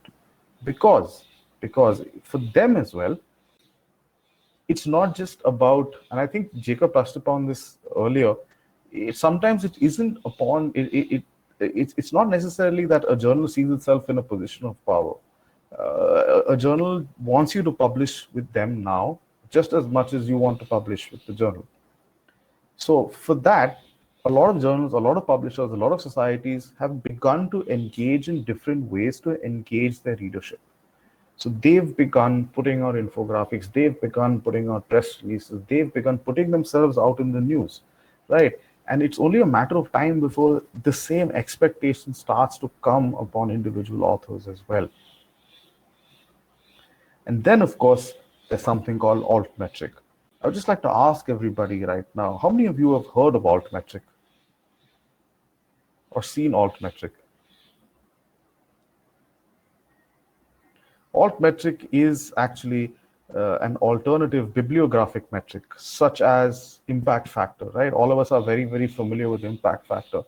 There's another one that was suggested to replace impact factor, which is the citation index. But like I said, as of now, impact factor remains the gold standard across the publication industry. But does impact factor really capture the sort of real-time impact of a manuscript? Not necessarily. Impact factor relies heavily on citations. It relies heavily on the journal's reach. Whereas something known as altmetric, or it's an acronym for alternative bibliographic metric. Altmetric is better suited and it's a bit more democratic because it's not only looking at where you've published your paper. Altmetric also assigns a score to your study based on how many times it's appeared on social media, whether a news agency has picked it up. And a lot of publishers, Nature included, rely on altmetric to track the impact of a particular study that has been published in their journals. So what I'm trying to tell everybody essentially is that we are moving away from this whole traditional framework of looking at and relying on impact factor to gauge how important somebody's work is. I don't think it would be amiss to say that a few years down the line, in addition to the impact factor that the journal has on what the journal that you've published in addition to the impact factor of that journal, I'm quite certain you'll have to also mention the altmetric score of your study, because altmetric essentially scans the entire internet to find out where your study is being talked about. And the higher the altmetric score, the more impact your study has had real time. And like I said, Nature, ACS, Elsevier, Wiley, Taylor & Francis, and Frontiers, all of these publishers now rely on altmetric to determine how well their publications are doing. So yeah, the pickup of a paper is what affects altmetric, and the presence of visual components helps a lot as well. So now the question is, how fast is non-traditional research catching up, or non-traditional research communication catching up with traditional research communication? And the answer to that question is very fast, right? Because if you can see some of the work that's done here, this is an infographic, the one that you're looking at, which says "Shine on Black Gold for a Brighter Future." This actually made its way to the news in the Hindustan Times, right? This was done by a group in India. and it made its way into the newspaper and was promoted by the Royal Society of Chemistry as well. And again, these are other formats that journals encourage authors to utilize to promote their research. And of course, there is the video format where journals essentially create videos for the research that has been conducted so that it can be shared more easily across social media. It can be shared more easily across Twitter. It can be put up on Facebook, and more people talk about it. And the ways in which a researcher like yourself can leverage all these different resources is to be more active on social media with the research you're doing, tweeting about what you do. I don't know how many of you are aware of this specifically, but Twitter is a hot spot for researchers to talk about science, right? It's the one platform where most scientists go to talk about research findings. So if you want to engage with peers, you want to engage with collaborators, then you definitely should choose to make yourself present on Twitter, talk about what you're doing, talk about what your experience of doing your research is. Of course, Instagram is something that people are warming up to as well. And Facebook, honestly speaking, is also a strong place to be at in terms of some of the research groups that exist. As a matter of fact, a lot of the most powerful lobbying groups in the United States in medical and scientific research are also on Facebook. So Facebook is definitely a platform you shouldn't be ignoring. And of course, most of you already know LinkedIn. LinkedIn is probably the most reliable professional network for all of us to connect with each other on. So as a researcher, you should definitely be thinking about putting yourself on these platforms to promote your work so that people are aware. And having a good online presence is a good idea in today's day and age, right? It's no longer sufficient to work in your own silo, come up with your own results. It isn't just about that. So you need to make your presence felt, and you need to think about what you can do to put yourself out there so that when that next career path comes up, when the next jump comes up, you have this repertoire of achievements, you have this online presence, and that goes a very long way in affecting somebody's decision making in terms of, you know, considering your application. Of course, if you have the knack for it, I would also recommend that you try to maintain a blog where you talk about the importance of the work you do. And I think somebody earlier on, as a part of this webinar, asked, you know, I want to be a science communicator, I want to write. What is the best way to do it? What are some of the ways in which I could do this? In my opinion, the best way for you to probably consider doing this is to start writing right now. Read as much as you can and start putting your research down in the best way possible, in the most simple way possible. And what this will do for you essentially is improve your writing skills. You can't expect to one day wake up and be able to write a research paper or even be able to write anything about your research. It starts today. It starts with a single paragraph every day, chronicling what your experience in the lab was. And if you get into the habit of describing it enough, you'll find ways and means to communicate your research better. And of course, reach out to science journalism portals and science journalists to write research news stories for you in cases where it's possible. Now, I know that there are some institutes in India where there is a strong focus on science communication and there is a press officer at the institute. If that's the case, then yeah, you should make it a point to be in that person's ear, just to put your research out there, just to talk about your research, or talk to your PI about how you can go about disseminating your research. How can you tell people about how can you tell more people about, you know, what you're doing and what the importance of it is, right?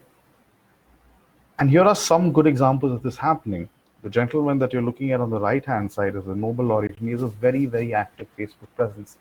He's considered a thought leader and his opinions matter, and as luck would have it, what he says makes a difference to the people who follow him. So getting on social media, making your presence felt, I would say, is very, very, very critical.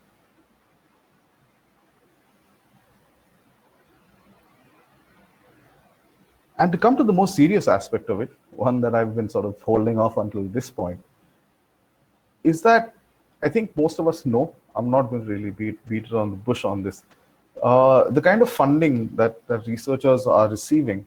I mean, the kind of terms and conditions and the kind of benchmarks that are needed to be able, the kind of benchmarks that one needs to be able to meet to be able to promote their work, or the kind of resources or the kind of benchmarks one needs to get funding, those benchmarks are constantly increasing, right? And one of the most sort of prominent examples of this is the research excellence framework in the United Kingdom. I don't know how many of you guys have heard of REF, but REF is exclusively a framework that needs you to report the potential impact of your research.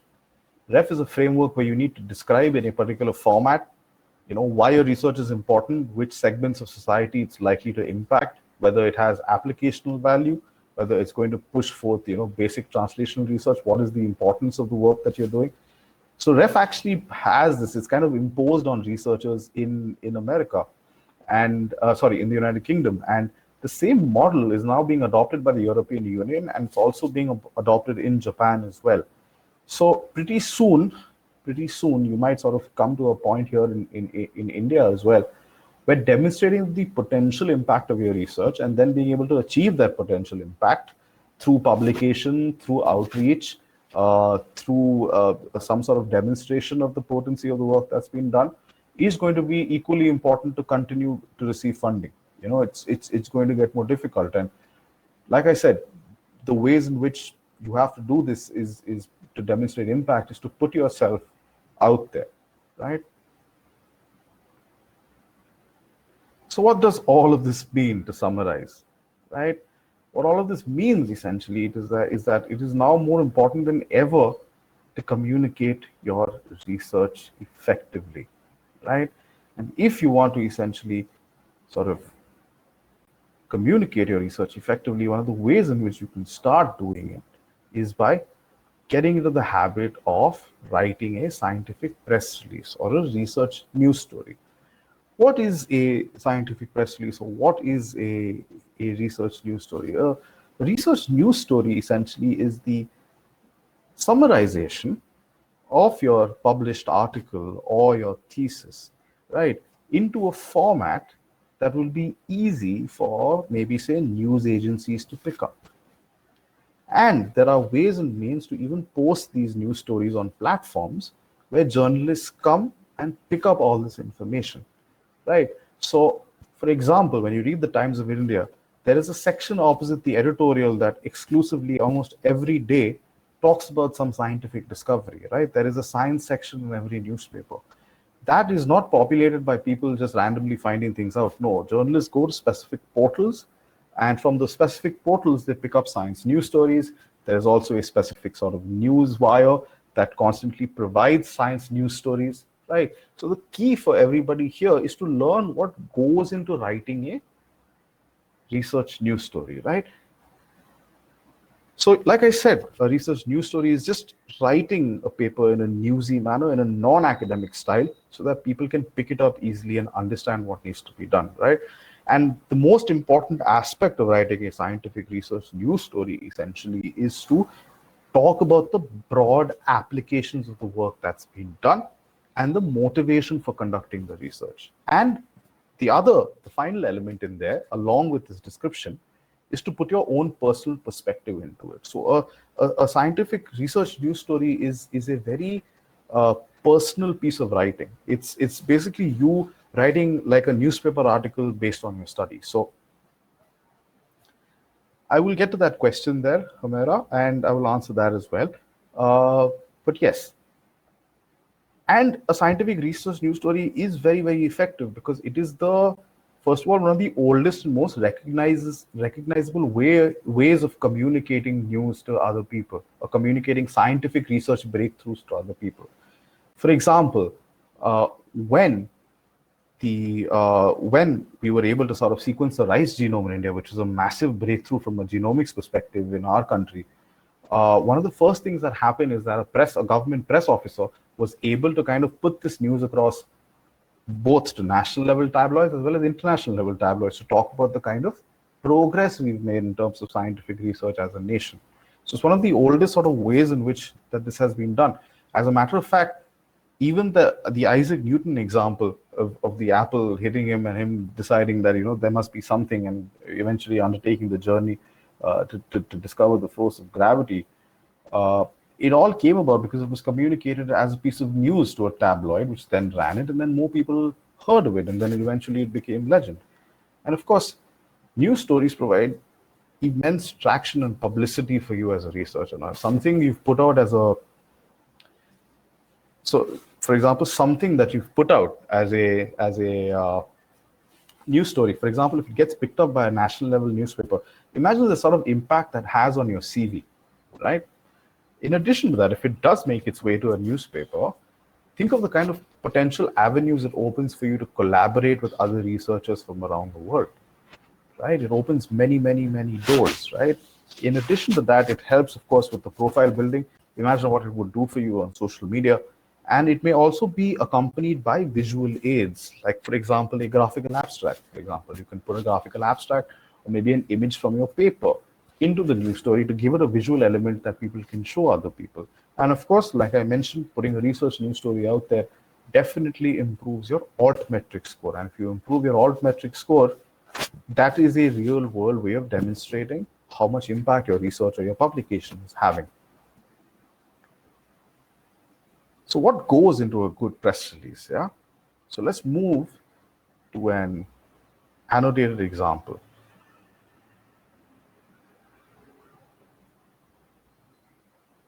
Let me know once all of you can see my screen.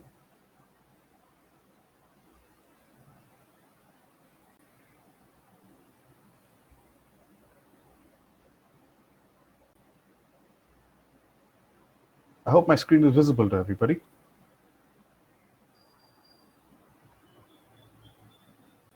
Right. So this is a press release, right, which I have annotated essentially, something that we wrote as recently as the 16th of April for a university in Japan, essentially. And see the way that it has been written. You start with the very title. Now, a title for a research news story doesn't function like a title would for a manuscript, right? There has to be a little bit of wordplay in there. So the wordplay starts with something like stuck to you like titanium glue, right? That's the wordplay that hooks you in. So the moment you read this title, automatically you're interested to know what is this even about. And then, as you can see, you have the actual bit that talks about the study that's been conducted. So a novel adhesive for biological tissue to replace sutures, right? So the goal is to keep your title catchy, keep it simple so that it draws the attention, but at the same time, don't do away with the technicality. Keep the technicality, but maintain a balance. Like maybe give 40% of the real estate of the title to something catchy, right? And leave the rest 60% to just describing what you've done, right? Then the title is followed by a nice subtitle, a short sentence that just summarizes the key findings, right? And there we essentially talk about the finding in the third person, right? So we say scientists develop a new titanium film for biological tissue adhesive as a revolutionary alternative to surgical sutures. So this is very important. You need to understand what the impact of your work is, first of all. That's something that you need to sit and think about. It's not something that I could perhaps give you a guide to do. You need to sit down and think about, okay, I've been doing this for so many years, I've published this paper. What is the real world relevance of what I've done? And the answer will hit you. You will say that, okay, what I've discovered is going to help maybe say a certain sector. If nothing else, I feel like this is a new hypothesis, something nobody has seen before. So that becomes something that's unique, right? Whereas if it's something that has a lot of application, then you say, okay, this, what I've discovered, it's definitely going to impact people in this particular industry in the near future, because if we adopt what I have found, it could make a massive difference to this particular sector. So you have to think about that question first. That question being, what is the real world impact of my work? And once you figure that out, that's when you write this particular line, in third person. What has been discovered? Why is it important? That is the question you answer. After that, you then do a bolded paragraph, which essentially serves as a summary and provides a very short background of the study, right? So this talks about why the study exists, what gap it fills. So as you can see it here, it talks about what sutures are, why they are important for surgical wounds, what are the current limitations of using sutures, right? So here, the scientists, then you talk about what gap the current study is filling with regard to the use of sutures, right? So they've developed essentially an adhesive that can instantly adhere to skin and muscles, and they are expecting it to find applications in surgery and medical device implementation. Why this is important? This is important because the adhesive that exists in sutures can stick to the skin, right? Or they may come with their own drawbacks. It may lead to an infection and things like that. So they've come up with a new adhesive that prevents all of this from happening. Now, the first paragraph, this is very important. The very first paragraph of the news story itself has to bring your reader in. So the first paragraph essentially serves as a general introduction, right, which brings the non-technical reader in. So here it talks about how growth in medical technologies and the popularity of certain surgical procedures is on the rise, right? That's something pretty obvious. As the population, increases, there are obviously going to be growth in medical technologies and ways in which we treat people for various diseases. But, and this is important, this is what introduces the gap, right, with what we know. So, however, while surgical techniques are increasingly standardized and modernized, suture techniques or simply stitches haven't quite advanced in any way. We're still doing them the way we've been doing them for quite a long time. And there are problems with that, right? And then from here, just the bit that talks about the background, it moves straight into the solution, or it talks about the gap based on the background. So it talks about suturing is time consuming, it's highly subjective, it depends on the skill and the patience, right? An inadequately completed stitch has high chance of causing damage to tissues, resulting in infection, right? So this makes one wonder whether there's some way to just stick the skin back together without having to even use a needle and a thread. So there you go, background provided. After the background, immediately the next thing that somebody's talking about is, why is whatever is happening a problem? And what can we do to fix this problem? Now, imagine if we had an innovative solution, what would that innovative solution be? So these two paragraphs essentially are the setup. They set you up for the big reveal in the news story. And the big reveal is that there are skin glues available, but despite them existing, they're not very good, right? And the use of these has been considered. So we can use adhesive glues, but the adhesive glues we have, which could be a potential solution, they are also not good enough, right? But, right, we can eventually develop something, right, using a metal like titanium, right, something that's compatible with the biology of our bodies, right? It can be used as a soft tissue adhesive. But can somebody create this soft tissue adhesive? Can somebody save us from this particular scenario that we're in? And the person who has sort of saved us in this scenario, the person who has given us a solution essentially, is this professor or these researchers at this particular department who have discovered this big finding, right? And using this essentially, they have been able to come up with a new kind of adhesive which not only takes care of the whole suturing problem, it doesn't give you any sort of infections because it's biocompatible. And very important, you have to link the published study back to the press note, because you're not just only going to have people who are, non-experts. You will also have the odd expert in there who wants to know what this is all about. Could be a potential collaborator, somebody who might want to work with you in the future. So they're going to come around here and they'll want to know what actually happened in the study. So if I actually click on this link, it'll take me to the study that's been published, right? Then once they've announced the fact that they've made this discovery, they spend a little bit of time getting into the specifics.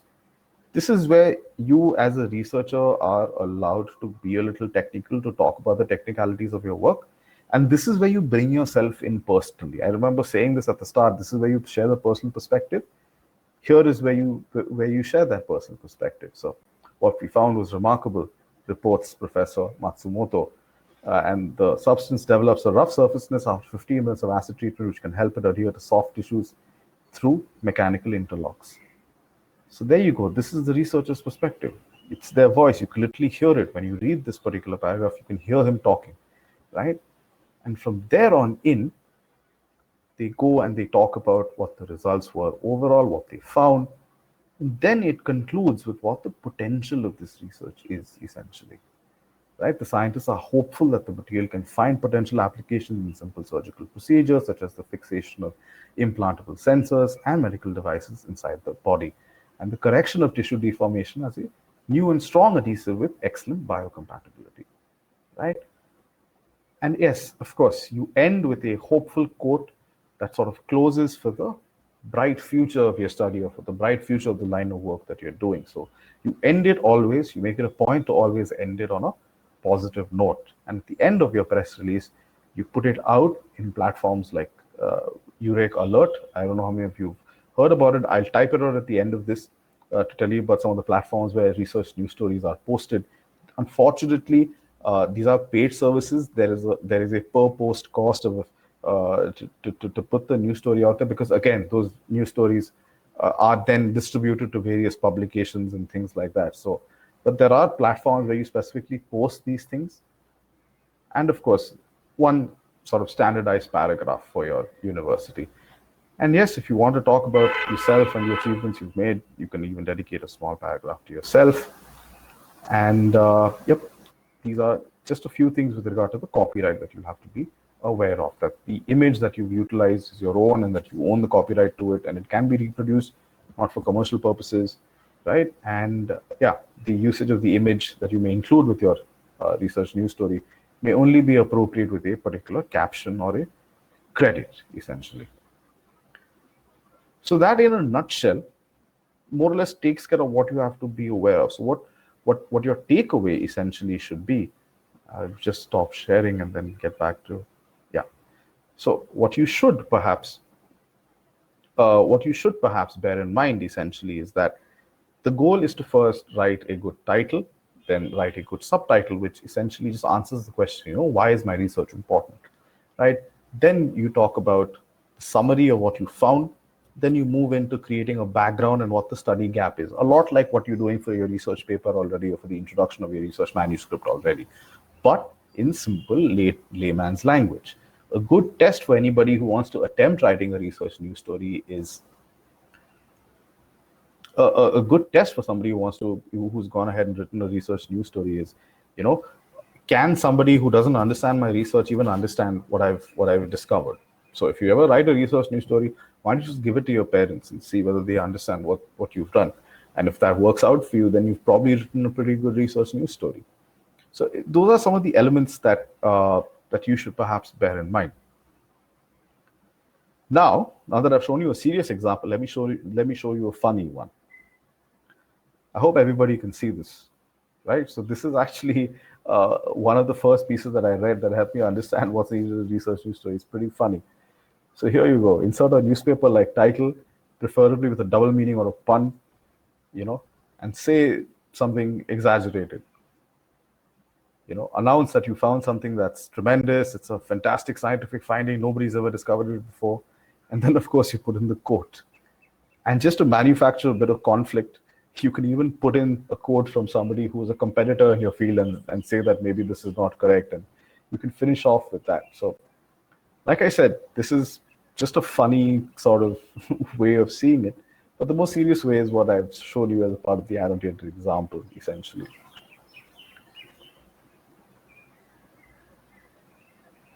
So examples of where major publishers are using this already. We work with the American Chemical Society and some of their journals, and we convert hardcore, research in chemistry into research news stories, as you can see on your right side. So something as complicated as the synthesis, crystal structure analysis, and electrochemical properties of rock salt is converted to something like charging into the future. Novel rock salt is useful in recharging the magnesium in batteries. Similarly, the work that we did here sort of got picked up by Google News as well, and it managed to get a pretty high altmetric score. We've done the work for Nature Communications as well. And you can see here the difference between what the title of a research paper looks like versus the title of a research news story. You can see here the kind of impact it has. In case you guys are wondering, what perhaps could be the altmetric score for something like the Oxford, clinical trial paper for COVID-19? That's in the hundreds. I think the last I checked, it was around more than 500-600 at least, because it was very, very important. It's a very important piece of research. So also being aware of what the potential impact of your research is also pretty critical. And press releases, like I've mentioned, come in various styles. If you are starting out and you want to try your hand at writing press releases, I would say start by writing just a very plain language summary of your paper, like 200 words. Summarize your research. Maybe go back today as an exercise for yourself. Go back, right? Go back and see if you can summarize your research in 200 words. And once you summarize your research, why don't you just give it to a friend who doesn't understand anything or doesn't know what you do for a living? Why don't you just give it to them and see what they have to say? And if the feedback is good, then you know what you need to do. And if the feedback isn't, why don't you just ask them? Ask them what you think, or ask them why they don't think it's clear. What do they not find clear about what you've written? And I think that is the way to go to understand what you can do to simplify your research. And of course, the example in the middle is what I've just shown you, a traditional press note or a press release.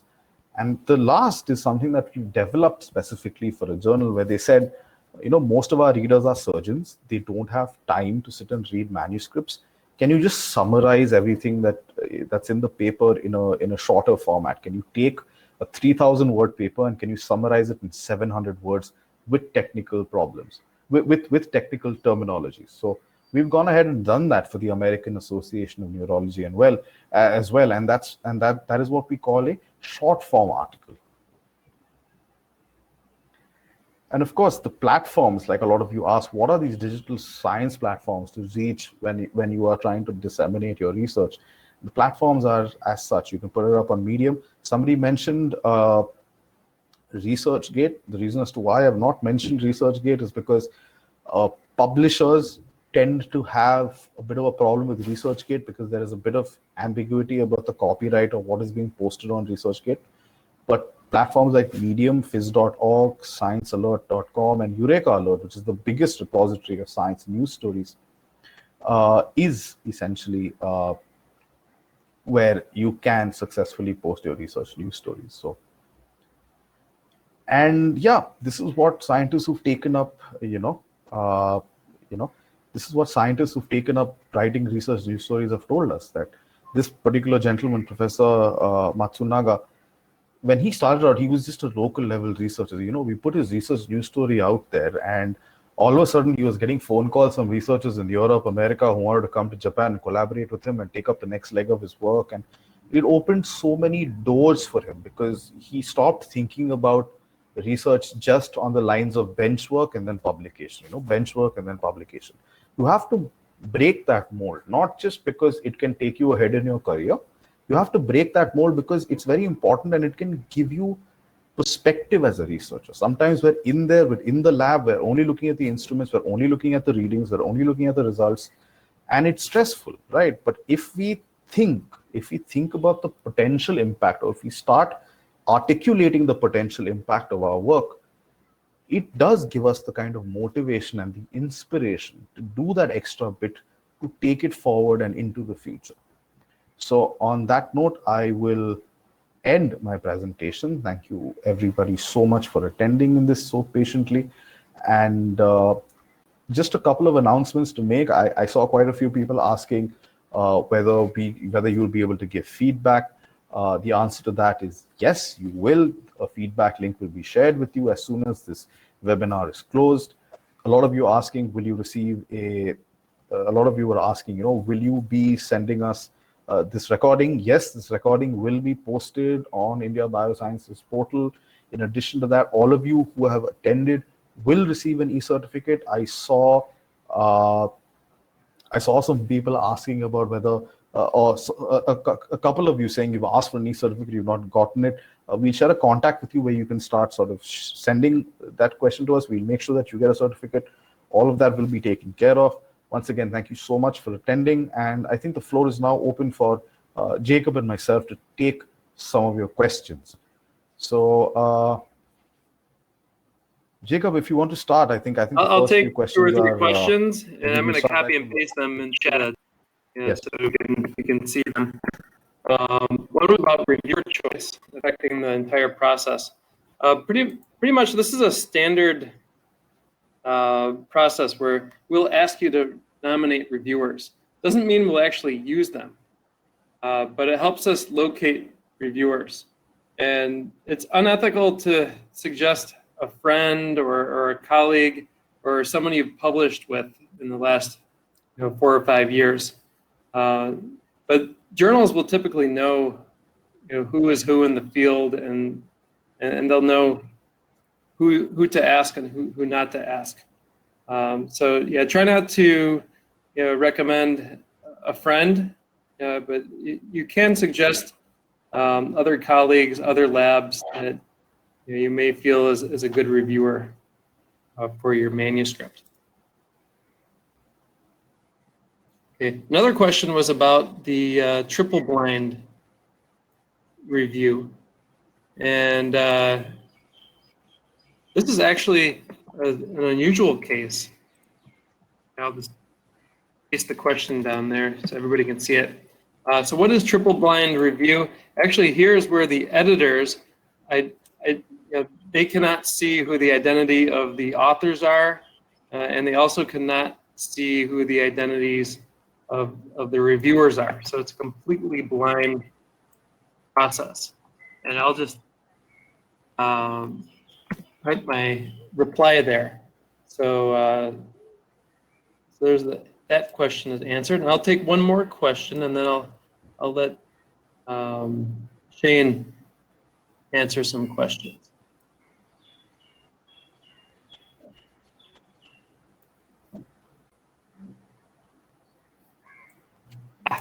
Here's a good one. I'll paste it here so everybody can see it. If the research paper just goes to the editor without undergoing review and it gets rejected without any comments, what does it mean?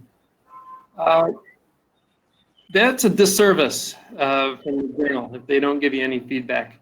When we reject papers at Integrative Zoology, we try to give very constructive feedback on reasoning why we rejected the paper, and then we'll recommend other journals where we feel that your work would be more appropriate for those other journals. It could be your research is too highly specialized and you submitted to a very general journal. So we may suggest to submit your work to a specialized journal. Or it might not have global appeal, so we may recommend that you submit to a local journal. So you should get some constructive comments back explaining the rejection without review. And yes, Dr. Anita, we'll get to this question. The journals with a high impact factor and 0 charges. Just be careful of predatory journals. There's actually a Beals list. If you look that up, it's a list of predatory journals.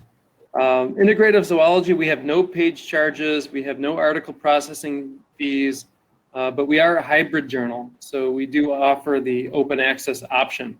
But it's free to publish in most society journals, and Integrative Zoology is a society journal. There are open access journals that are only open access, and they charge a lot of money. But most journals offer hybrid models where it's a subscription journal and it offers open access. So just watch the Beals list for predatory journals. Yeah, they'll charge crazy high fees, and it's not even a real journal. I'll hand it over to Shane.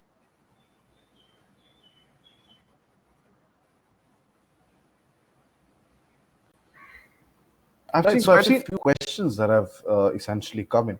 I think a couple of people have asked me questions like, how do I improve my writing? How do I improve my writing as a, as a researcher? And the best way for me to answer that question for you, to first improve your writing, and if I had to keep it very simple for you, the best way to improve your writing is to start reading more. Make it a point to consume literature, be it scientific literature, be it literature pertinent in your field. Because the more you read, the better your vocabulary gets, and the better your vocabulary gets, the better you write. So once you develop a good reading, and when I say a good reading habit, I make it a point to sift through at least a couple of scientific papers over the weekend when I have some time, because it helps me just stay abreast of what's happening in the world of research.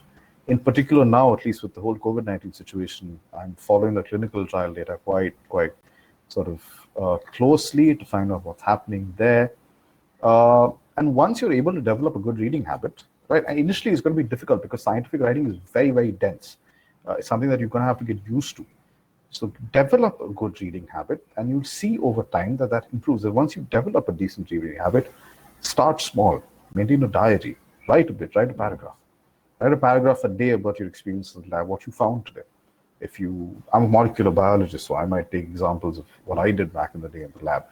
I used to have one column in my workbook, which I would just use to just chronicle what my experience on that day was, what significant sort of progress did I make, and all of that made its way into my thesis.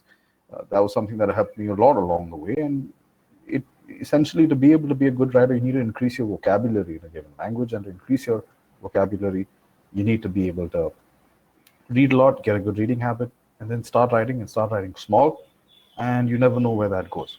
I'm sure your university or institute will have a science writing course. I'm quite certain of that.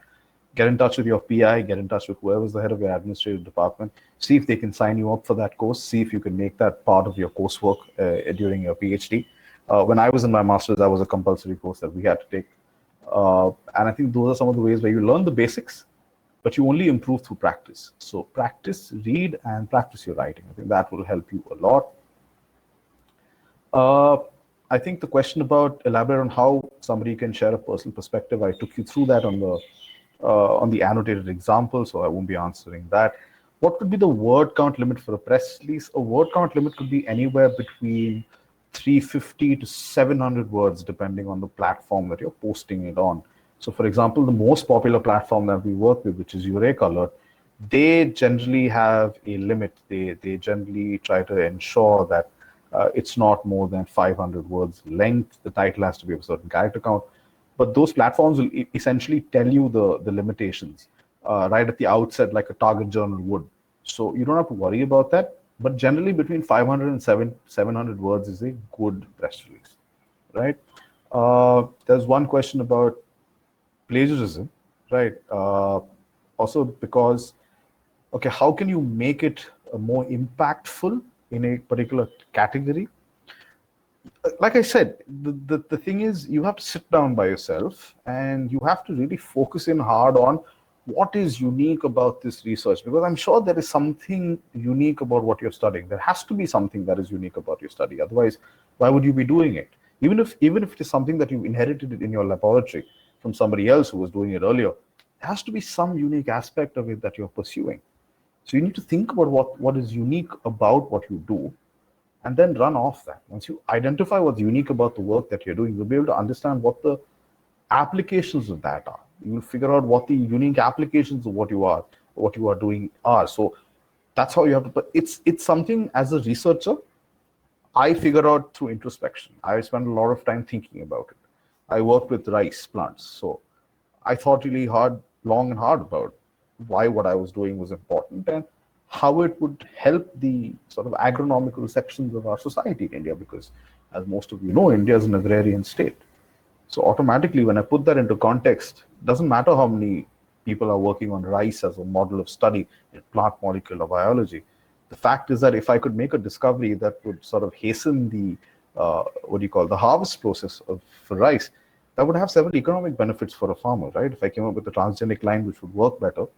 So that was the kind of extrapolation that I had to do, but that process took me time. You need to have time and just some mental space to sit back and maybe meditate or even reflect on the importance of the work that we're doing. Can we select the same topic in internship program and research work? Most of the time it is possible, yes. But once you do get selected for a particular topic or you get selected in a particular lab for your internship, you're going to have to prove your work before that laboratory considers you for a full-time position. And I think in this day and age, you also need to have a ranking in any of the national level examinations, right? So that at least your stipend and things are taken care of.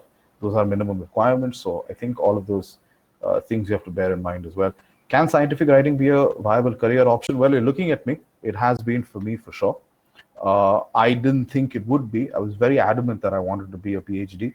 But as luck would have it, I moved into editing and I started freelancing. So Those of you asking, how do I get into this career? See if you can be a freelance editor, a scientific freelance editor. If your abilities in terms of that way, you will also realize where your language skill stands, because it's difficult to be a freelance editor. If you're able to make the cut as a freelance editor, then you potentially have a way forward towards becoming a science communicator. And if you do become a successful science communicator, organizations such as mine, Impact Science, we work with a network of science communicators, close to 50 now, right? And we work with people who are passionate about communicating science and policy research. So that's definitely the way forward. So I wouldn't ask you to give up everything you have and to jump ship and things, because that's pretty radical. See if you can cut it as a freelance editor or a freelance science communicator. Once that happens, then you can easily transition into a full-time career, because the industry exists and the industry needs people. What are the other ways of communicating research other than news stories or press releases? Infographics are one good way of doing it. Infographics are essentially visual elements combined with textual elements in an easy to understand language, which can be disseminated easily. Infographics is something journals use a lot. And an infographic, in a way, you can say is a more graphically aesthetic sort of scientific poster, essentially. So that's one way that journals and publishers choose to communicate. The other, and perhaps in my opinion, the most powerful way of communicating your research is through the video form. If there's a way in which you can create a video, because believe you me, a picture speaks 1,000 words. If you can make a video to explain your research, and this is something that we do with a lot of people as well, we create videos that explain their research. Creating a video is very, very powerful, and especially in this day and age of social media and dissemination, it's incredibly powerful to share things via video. So creating a video to explain your research is perhaps really, really good. And like I mentioned, you can write blog posts, you can tweet about research every now and then, try to find out what people are talking about. So yeah. Can we go for publishing a review paper related to research without being an associated or PI? You can, but you'll generally need to get an approval from somebody to get started on that process. So I think that takes. Okay, so somebody asked, how do you start as a freelance editor? Okay, you start as a freelance editor by looking for freelance editor jobs online or online portals. And there'll be ads, I'm quite certain, right? Cactus Communications themselves has put up quite a few ads. So I can really talk about what we've done. So we actively look for freelancers in the editing and the science communication space. So if you look up for that, then yeah, you should be able to take that up. And it's generally a 3 or 4 step process just to be signed on. There's no interview involved, and you can just get started. And it's something that you can even use to supplement your current income. Do I need to have a research publication to get into a good college for PhD? Not necessary. I think for a PhD, more than a publication, you need a good ranking at a national level entrance exam, in my opinion. If you have a good high ranking with regard to CSI or NET or DBT, back in my day, I think that should be sufficient. So I think that is all the time we have. Right. So I take one more question. I think one person has asked, does a freelance communicator have to only work on specific topics? Not really. If you're comfortable working on specific topics, then you can. But I recommend being able to expand your portfolio. So if you're a molecular biologist, you should be able to write a research news story for anything in the life sciences. Because again, the tools, the strategies, the techniques, the molecular techniques used are more or less the same. You should be able to do that. And yeah, I think that's all the time we'll have. Thanks everybody, and I wish everyone who's attended here all the best. And yeah, bye bye.